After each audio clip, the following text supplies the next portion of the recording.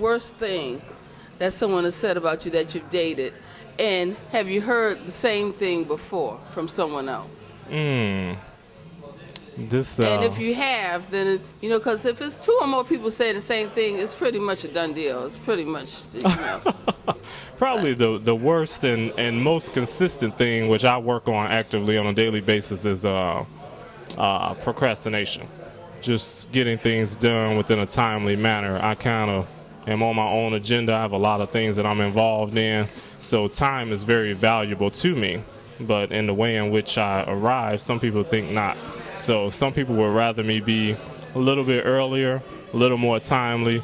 But with everything I'm trying to balance, sometimes it takes that extra minute at the last location or the last meeting or the last phone call to complete something and to secure it before I can move on to the next thing.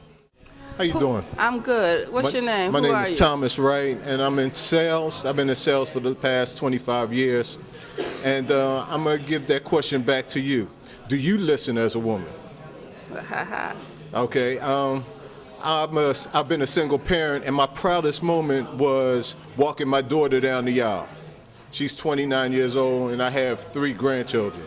So I'm a little bit of player, and I just got sugar daddy status. But I'm not giving up my player's card for nobody. But yes, I listen, and I like to communicate with women. But do you listen as a woman? Do you listen, really? I was in a 30-year relationship on and off with a young lady that we could have been married and happy. And she got me my job, my first big job, paying job. But she didn't listen. And had she listened, she would have known that I was ready to be married and we could have settled down and been happy and had all the luxuries and finer things. But she let me stay a player, so she allowed me to be a player, continue on, and that's why we played on for 30 years. And I just recently ended it last year, 2006, because she came down here for 5 days and didn't have no money. And had she listened, she would have came down with a bottle of champagne and she'd have spent a little money and did what she was supposed to do. But she cut her own throat. But okay. But in enhancing all that, I raised my daughter, and she's a beautiful woman. She has 3 kids. She's married to a husband for 8 years, and she's made a strong foundation. But she didn't listen. Because now she's asking me, well, why my husband ain't doing this? Well, you know, why I ain't doing that? Because you allowed this to happen and you allowed this situation. Now you in it, so you got to deal with it. Okay, that's a good point. Now, when you said that you were with a woman for 30 years and she didn't listen, and she allowed you to stay a player. Oh, yes. Okay, what could she have done to stop you from doing you? Well, she said all she had to do was say, all right, it's time to slow it down now. It's time to just, you know, come on home. Come on home. Sometimes you out there playing. I mean, as a kid, as a child, you out there in the playground and you having so much fun, and you out there playing, and then there's nobody to tell you, come on in. It's time to stop playing now. And so, if that doesn't happen, you'll be out there playing forever. I gotta ask you a question, man. If you really wanted to be married, you would have asked her. I mean, I put it on the table. You did? I put it on the table. Oh, you did put it, what did she do? I put it on the table many times. Well, I mean, how did you put it? She was not listening. She was not listening. No. She was not listening. No, did you say, I want to marry you? I had a diamond. I gave her first diamond. No, she took the diamond. She took the diamond. She took the, and she wears it. She wears it proudly to this day. But I'm just saying, she was not listening to what I was saying. You have to listen to what I'm saying, and I have to listen to what you're saying. And that's why I threw the question back at you, young lady. Okay. Are you listening? Absolutely. Okay. I do, but I'm going to be honest with you. If I was in a relationship with a man, and first of all, I wouldn't be in a relationship with somebody for 30 years. You know, I'm not speaking for women of America right now. I'm speaking on me because I am absolutely floored by you. Okay. I really am. You are right about you weren't screened. And I appreciate that, and I appreciate your honesty.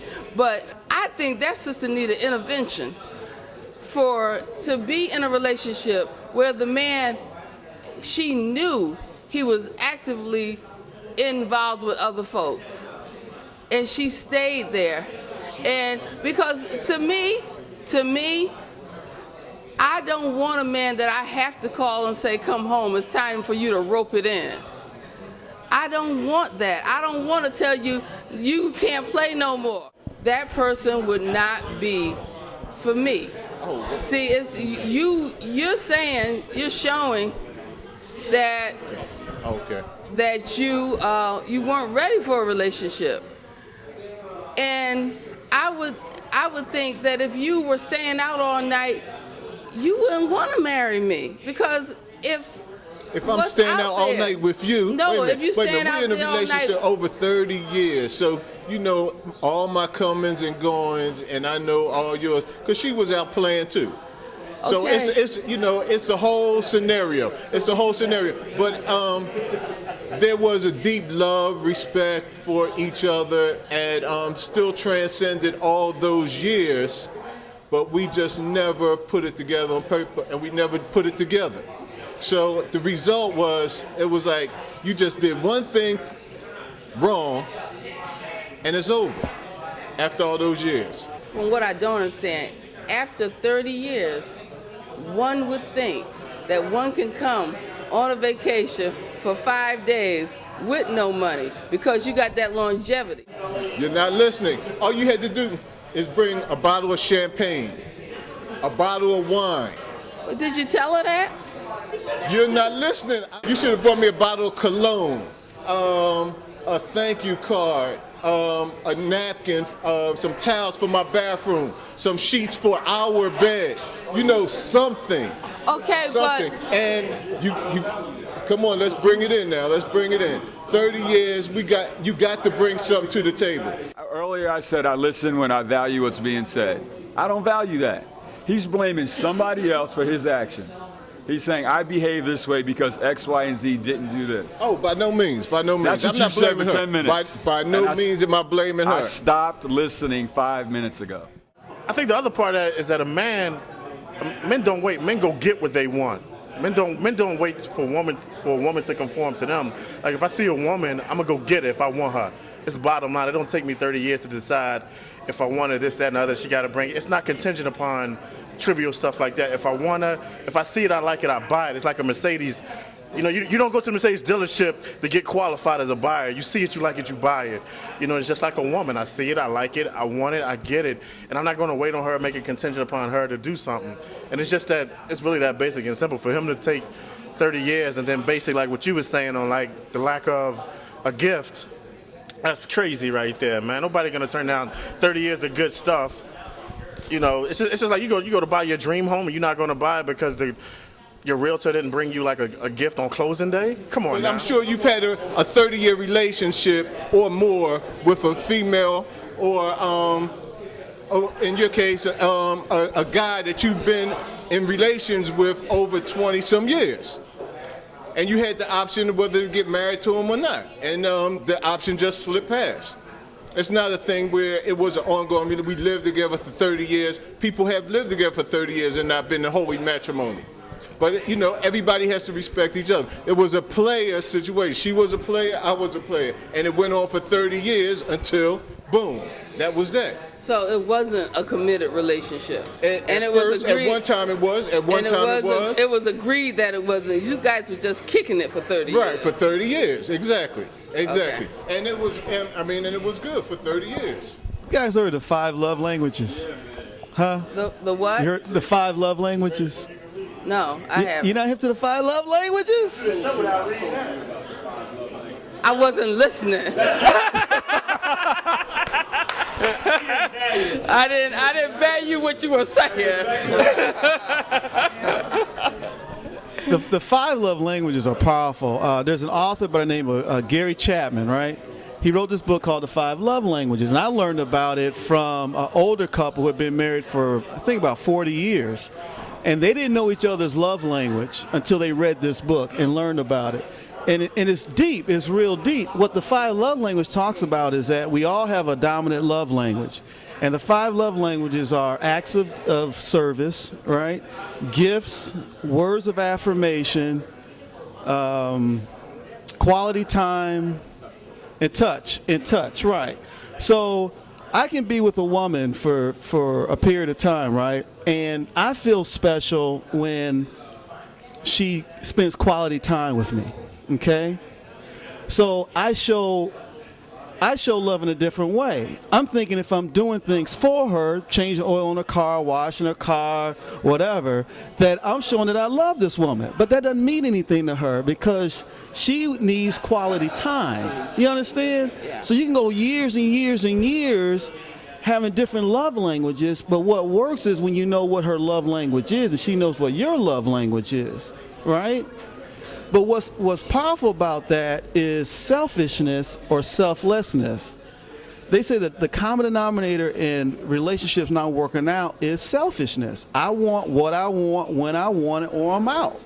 And I think we got to be careful because, okay, you were talking about you don't hear people sometimes, right? I think you got to be careful though because there may be a sense of selfishness in that maybe you don't want to listen to what they're talking about, but if it's important to them, sometimes you got to be a little bit selfless, have a little sense of selflessness to make them feel good. Hopefully they can reciprocate that, right? Because it's the same with the 5 love languages. When I'm not listening, I know the reason. It's because I haven't valued what you're saying yet. I'm trying. It's just hard. When men aren't listening, I feel it's usually for that. Not that I'm valuing not listening. I sort of diagnosed myself and said, when I'm not listening to you, it's for this reason. Not because I think I ought not. Not because I think I ought not talk to you. But when I'm frustrating a woman because I ain't listening to her, it's because what she's saying I'm not feeling it. It's not important to me. I ought to try, but that's when I'm not. The question was, why don't you listen? Why don't you talk? And that's when I don't, But I was hooked on to everything you were saying, and it was the love language. It wasn't the playoffs. It wasn't cigars. You talking love languages. I've read that book. I think it's on point. I value it. You could keep talking. I listen to every word you say. I appreciate that, brother. This young woman, you can do your thing. You can talk in a minute. But I want that young woman to speak too. I thought it was for the fellas only. It is for the fellas, but just listen to just one woman. All right. Good, let us speak. That's how shallow we are, right? Okay, what's your name? My name is Monica. And how old are you? I'm 26. Okay, are you single? Yes, I'm dating. Does dating really help you figure out? Because dating is like a facade, right? Like if a girl want to get to know me, like meet me at Starbucks at 9 a.m., you can catch me in stride about to hit the restaurant, and you can see like what a full day is like with me. Is that really dating? Like when you go to a movie or we go out to Vino Libra and pretend to, Anything that's involved with me, that's involved with getting to know someone. It doesn't matter the location. It's just getting to know that person, background, just to see if you match up. Just like John was saying, values, that type of thing. So. Okay. But I think the most important thing is, it is values because if you don't have that in place, then the relationship can go, haywire, So I think that's the number one. Also, people, I think that you should be able to grow in a relationship. Like this one guy was saying here, other John, that if there's no growth, if one person is growing, the other person is stagnant, the one person that is growing may seem, like this really isn't what I want. So I think it's very important for people to grow in relationships. Did you get anything out of this conversation with men? Did you learn anything? Did you get a different perspective? I mean, not judging them because, everybody is different, and even the player over there, he taught us something. Yeah, but the thing is, people, if he's upfront about that, with women, then that's fine. If they want to accept it and go along with the flow, then that's what they do. But he has to be upfront about it. And you're absolutely right. And But you know what? It's a shame. And there are, because he's a little cute little chocolate man, there are some women that will accept that. And you know what? Back in the day, I have accepted that. And it's a shame that we have and that we do and that we will. It's a shame. Now, when you go out with Tony the truck driver or George the garbage man, I have a friend, her net worth is probably over $1 million. She owns her own development company. Beautiful young lady. She's single. She's on eHarmony.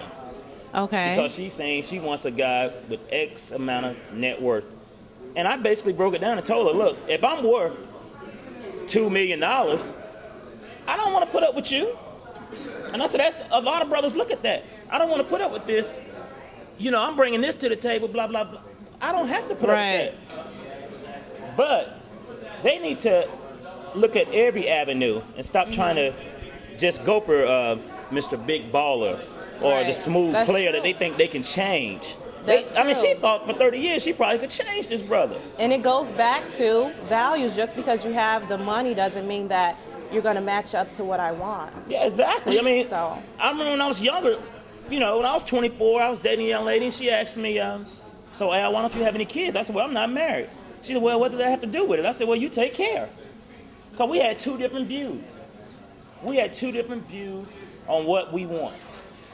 And a lot of sisters, they really have to understand that the dating thing is an interview process. You know, one sister told me she made up her mind in the first 5 minutes she's going to sleep with her brother. And I said, that's really sad. That's very sad. Because you're treating sex like a 5-minute game. Right. And that's very sad. And there's a lot of sisters out there that really do that. Right now, I think sisters are more on the hustle than brothers are. It's like, I'm 40 years old now. I see things and I look back now and say, hey, you know, did that, done that. I can relax now. But now I'm meeting sisters that they want a booty call.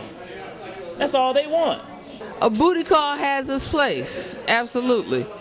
But what we do is we want more. We settle for a booty call. Exactly, and sometimes. I refuse to settle anymore. I refuse to settle for that booty call. And that's fine. If you know, I know that you want somebody to want you for your mind, and that's fine. But it's not that women are more on a hustle. This is called woman on a hustle, but it's not that in relationships we're more on a hustle than a man, or maybe we are. But it seems like at the same age we want different things. You know, while you are in the decline of your life, some of us aren't. Well, see, some of us. Now, yeah. Now, see, that's another thing that's a misconception. Because we're 40, 35, 40, we're on our decline. And that's really a misconception. Because I feel as though at my age now, I can do a lot more than I could at 25. Well, I know a lot more. And not even about finances. It's just what I know. Right, absolutely. It's what I know, and it's what I can show you. It's what I can teach you. You know, it's what I can learn from you. And I mean, I had to sit back and, when you asked that question, what's the worst thing anybody ever said to you, and that two people said? Only one person said it to me, but it was my wife at the time. You know, and I took that so much to heart. It came out of anger, but a lot of times when you say things out of anger, you really mean it. She said I wasn't a good father. And I mean, my brother up there knows me. And I mean, I took that to heart.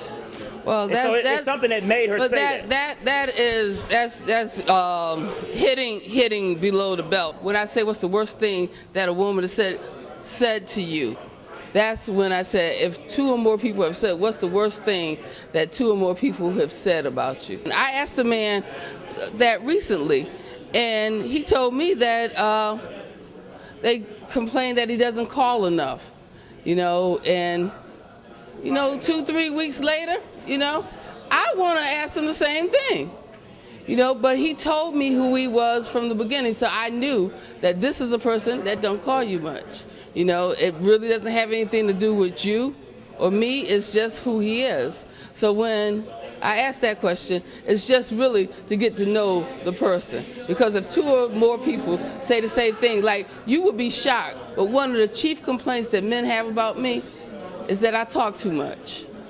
We would be shocked. Shocked, I know.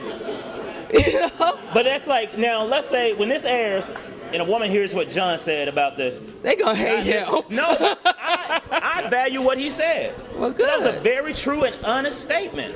But you know what? John has probably heard that 2 or more women have said that, haven't they? So what he's doing, he's really telling you who he is. And I think to piggyback on what he said, because the book, The 5 Love Languages, is like one of the best books you can get. But to piggyback on what he said to John about what he's saying, the selfishness is that God ordained marriage to work out selfishness in people. So somebody like John probably doesn't need to be married. Selfish people don't need to be married. You know what I mean? So me as a selfish person, and I know I'm very selfish because I got the same, I don't listen. If you're not talking about how you can add to my bottom line, you might not even been talking to me at all. I mean, if it doesn't tell me how I can, make more money, I don't even hear it. I don't want to know about no sports. I don't want to know about Tom Brady and the Patriots undefeated. I want to know how I'm going to open my next restaurant. And you know that. I think the only time me and you talk is when we talk in business. You have never had as long as you know me, we've never had a casual conversation. I think my fiance said, God, you're the first guy I know who phone, people just don't randomly call you. When they call you, it's always business. So, it's selfishness. If you're a selfish person, everybody's not meant to be married or be in a relationship. Those few guys who are in it who've been married, he's more than likely he's not a selfish guy. He's probably one of the most giving people you'll ever meet. He belongs in a marriage, and I think this guy too. He probably belongs in a marriage. Or they could be with the right person. They can be with a person that's okay with them. Like my fiance, she knows I'm selfish, but her personality fits my selfish personality. Is that you hooked up a selfish person with one of the most people who it's like water off a duck's back with her. It ain't too much that's gonna get her bent out of shape. But she's just like me. If it doesn't take away from her bottom line, she's all right with it. Then you've met the right person for you. Exactly. Yeah. Okay. All I got is just a couple of tips for the ladies that might watch this show. Okay.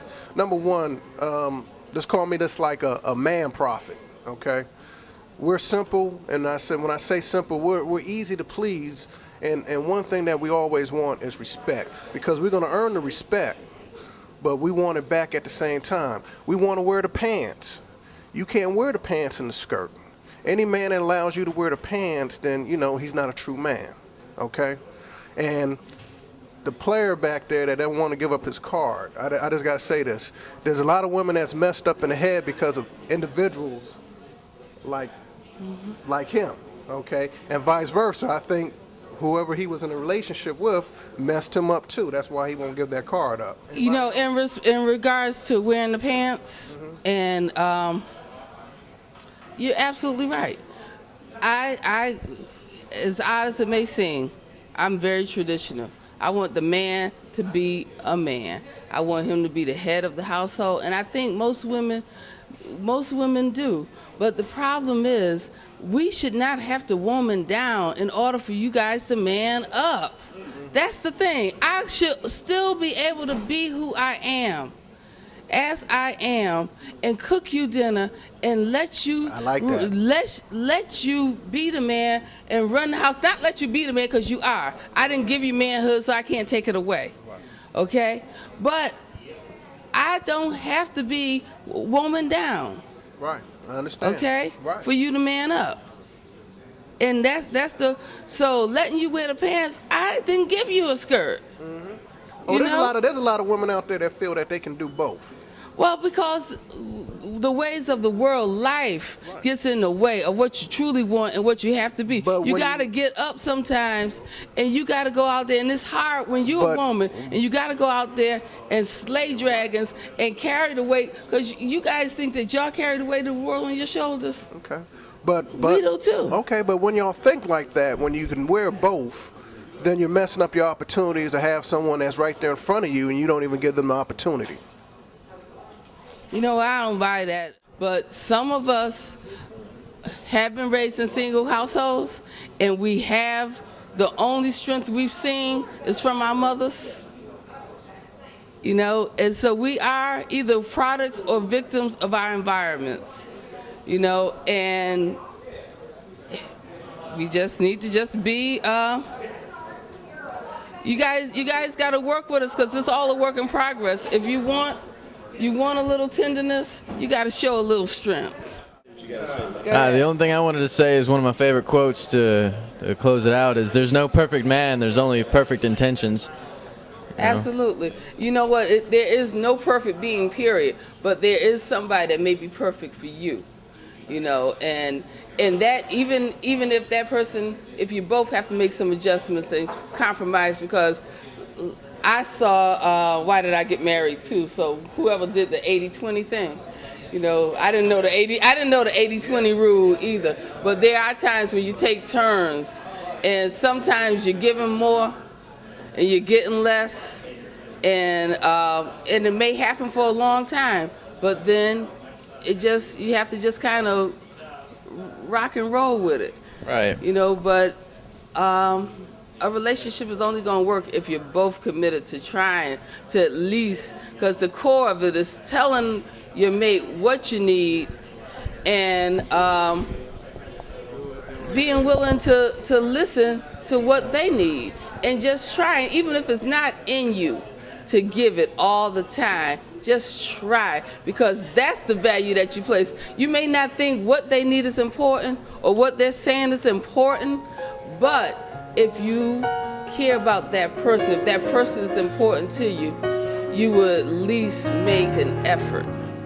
And a lot of relationships can be saved, revived, if you just make that effort.